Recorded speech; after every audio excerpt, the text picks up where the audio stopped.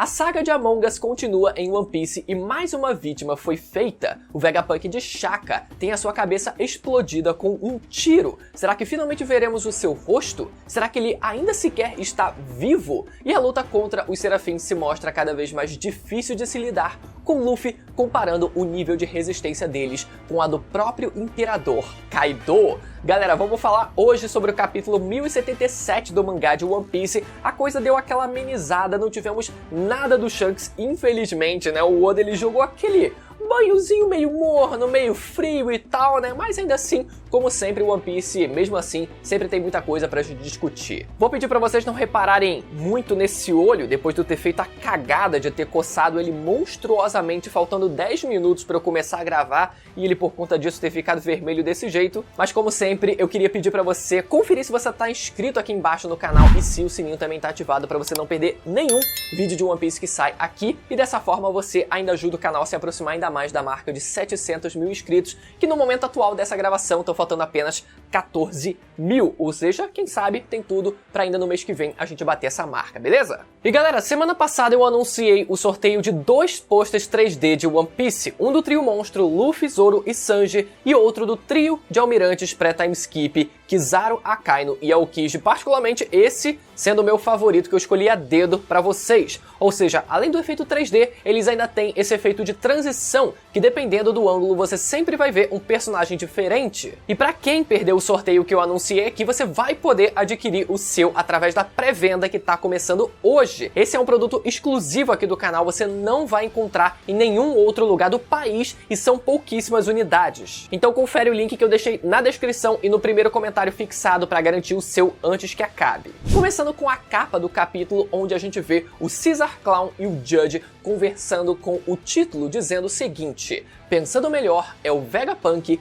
que está no nosso caminho. Mas o mais curioso dessa capa é que, além da gente ter visto o Ichiji e a Reijo já adultos ao fundo dessa capa, a gente vê que o próprio Caesar Clown e o Judge, eles também estão com a aparência já atual deles. Ou seja, isso quer dizer que, além da gente ter visto um longo espaço de tempo nessa história de capa, desde que os integrantes do grupo Mads era extremamente jovem ainda, esse grupo Mads, ele perdurou por muito mais tempo do que a gente pensava. Isso porque, em algum momento da história, o governo considerou o grupo como ilegal, depois de mexerem com coisas que eram consideradas um tabu, especialmente o Vegapunk manipulando DNA através do chamado fator de linhagem. Por conta disso, o governo decretou a sua prisão e o grupo se desfez, mas o próprio Vegapunk e o Caesar Clown ainda trabalharam na unidade de ciência da Marinha depois disso por mais algum tempo, e nessa capa, em específico, é capaz do Judge e do Caesar Clown terem tentado ferrar com o Vegapunk, culminando na tentativa de prisão dele por parte do governo, né, preenchendo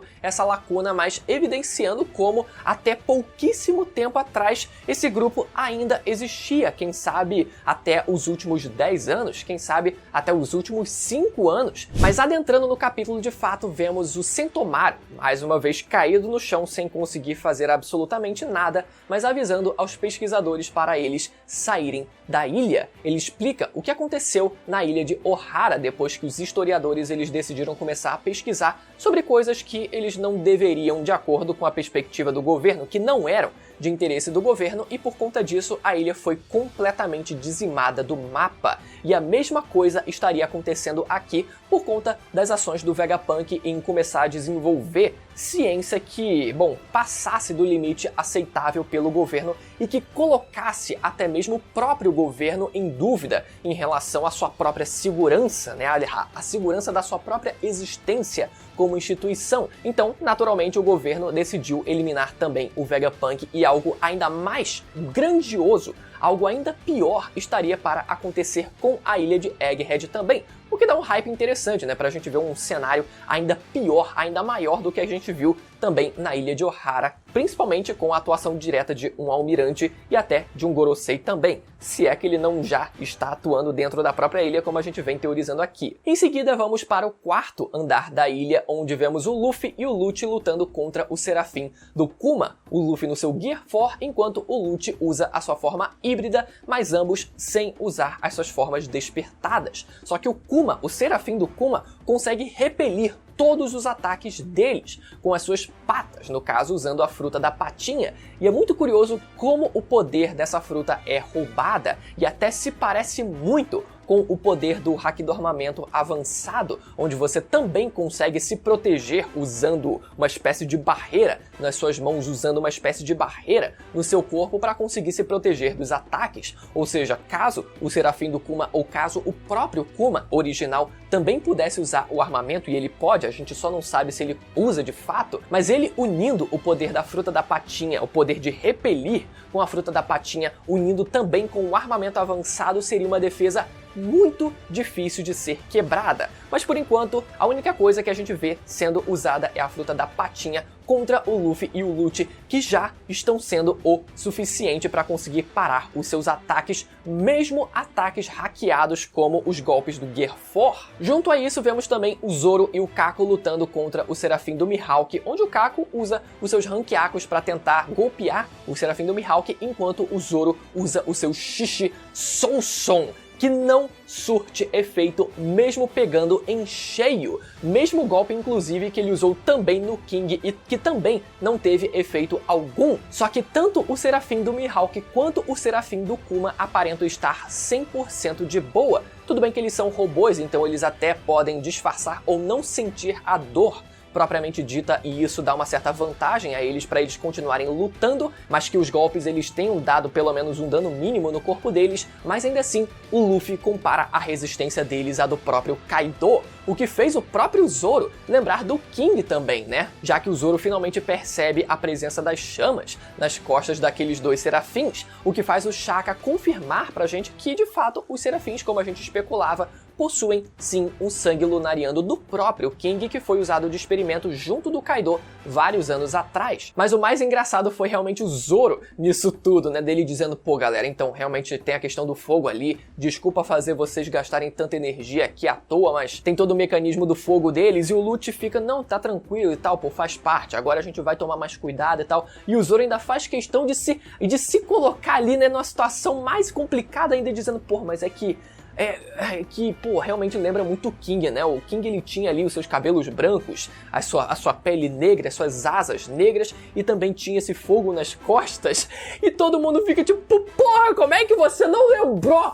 Cara, tava tipo, mano, não tinha como não lembrar um negócio tão óbvio como esse, né? E o Zoro realmente ainda se colocou, ao invés de ficar quieto ali e dizer, já que todo mundo já sabia ali, não, realmente, né? Agora a gente sabe como funciona, o Zoro ele vai lá e se coloca numa situação mais complicada ainda, só pra passar ainda mais vergonha, mas foi engraçada essa cena. Depois vamos para o terceiro andar, onde vemos a Nami invocando os Zeus contra o Serafim do Jinbe. E galera, eu vou dizer pra vocês que pelo ângulo eu não preciso nem que o Zeus ele me ataque pra eu já ficar eletrizado. Eu já fiquei eletrocutado basicamente. Minhas sinapses estão, meu Deus do céu, eu estou em choque com essa cena.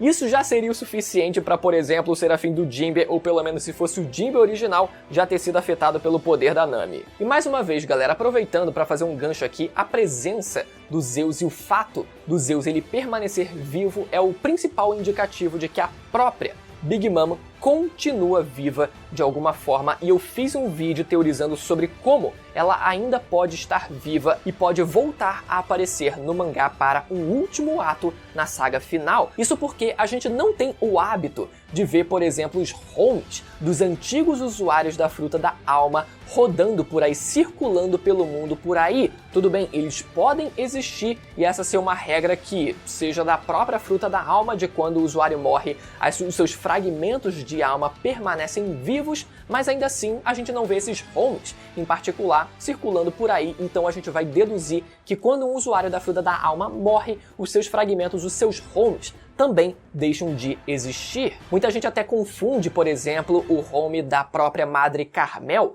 que era a Pandora, que era aquele sol chamado de Pandora, né? E confunde com a existência do Prometheus. Só que esses dois são homes diferentes. Um era o home da Madre Carmel, enquanto o outro, por mais que também representasse o sol, era o home da Big Mom, com nomes diferentes e com leves diferenças nas suas aparências. Mas voltando ao capítulo, vemos que o golpe da Nami até consegue dar um dano aparente considerável no Serafim do Jinbe, mas ele consegue usar o poder da fruta do Sr. Pink para conseguir evadir ali todos eles e de confundir eles até que ele tenta mais uma vez atacar a Nami, só que o Sanji aparece e chuta o Serafim do Jinbe com uma técnica bem poderosa ali, com aquela expressão demoníaca dele, né? Mas o que a gente vê em seguida, um detalhe que pode ter passado despercebido, foi a sobrancelha dele mudando de lado para a sua versão de quando ele tem os seus genes da Germa Double Six ativados. Ou seja, agora, a partir desse momento, o Sanji ele realmente vai começar a lutar a sério. É provável que a partir de agora ele use o seu Ifrit Jambo, a sua técnica de chamas azuis e até outros golpes, enfim, a sua resistência, os seus genes estejam ali fomentando e latejando no seu corpo para que o seu desempenho melhore ainda mais. Depois vamos para o prédio C, ainda no terceiro andar, onde vemos o Vegapunk da Lilith usando o canhão de bolhas contra o Serafim da Hancock, e o mais curioso é que essas bolhas elas funcionam, elas conseguem abater parcialmente e momentaneamente a mini Hancock pelo fato delas serem feitas de Kairoseki. Um mecanismo muito interessante, né? Que faz a gente pensar que talvez essas bolhas, ou pelo menos a água que compõe essas bolhas, seja feita da água do mar, que tem as propriedades do próprio Kairoseki, mas ao mesmo tempo a gente precisa lembrar que o Oda ele já esclareceu que qualquer tipo de água, independente de ser água salgada ou água doce, elas fazem efeito em usuários de Akuma no Mi, independente disso. Então, apesar da possibilidade do Vegapunk ele ter usado água do mar para assim conseguir afetar os usuários de Akuma no Mi, mesmo usuários de Akuma no Mi artificiais, como a gente vê o Serafim da Hancock também, é importante lembrar que qualquer tipo de água também afeta os usuários de Akuma no Mi. Então, como é que será que ele fez exatamente esse mecanismo de bolhas? De qualquer forma, a arma de bolhas só funciona momentaneamente e vemos a mini Hancock usando o perfume Fêmuro no Franky pela metade. Olha só, ele não foi completamente abatido, ele só está transformado pela metade em pedra, então é possível que ele continue a lutar, mas o mesmo não acontece com o Usopp e a Lilith, que foram completamente transformados em pedra pelo poder da Mero Mero no Mi. Mais uma vez a gente vendo o semblante deles ali, não com a língua de fora, não com aquele aparente desejo carnal, mas sim só como uma expressão de meu Deus, eu estou apaixonado por tanta fofura, o que dá uma suavizada no que a gente já conversou aqui da polêmica em relação à mini Hancock. E por fim, a gente vai para o subterrâneo da ilha de Egghead, onde vemos o Vegapunk de Shaka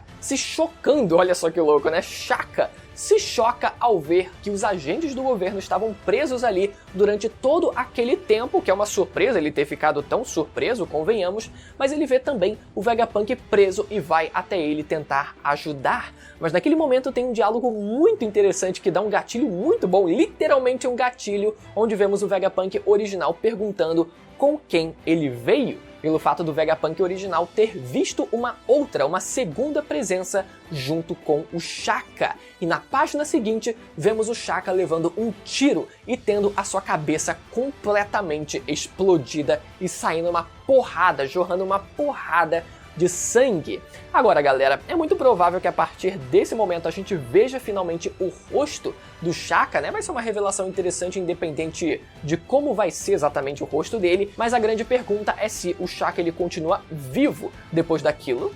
A gente sempre duvida que o Oda ele vai eliminar um personagem como esse, ainda mais sendo introduzido praticamente agora na obra, né? Mas eu ia achar muito legal se ele tivesse a coragem de realmente eliminar um clone do Vegapunk dessa forma. Mas a minha grande expectativa é que a gente veja de fato quem deu esse tiro já no capítulo seguinte, galera, porque eu acho que já tá na hora, né, da coisa ela andar e a gente finalmente ter essa revelação, e esse é o gancho perfeito para isso. Como eu falei no capítulo passado, ou 2 capítulos atrás, por mais que aquela silhueta ela se assemelhe muito ao Gorosei que estava a caminho da ilha de Egghead, é importante lembrar que esses agentes do governo que foram presos, eles não foram presos a partir de agora, mas eles estavam sendo mantidos presos já há bastante tempo, o que indica que realmente existe de fato um traidor entre os clones do Vegapunk, e a gente só não sabe exatamente qual é. Agora eu te convido a assistir a minha teoria sobre a Big Mom ainda estar viva e conseguir despertar a arma ancestral Pluton usando a alma do Kaido. Olha só que louco isso. E lembrando mais uma vez que o link para você adquirir os quadros 3D de One Piece vão estar na descrição e também no primeiro comentário fixado desse vídeo para você garantir o seu hoje, beleza? Até a próxima, tchau!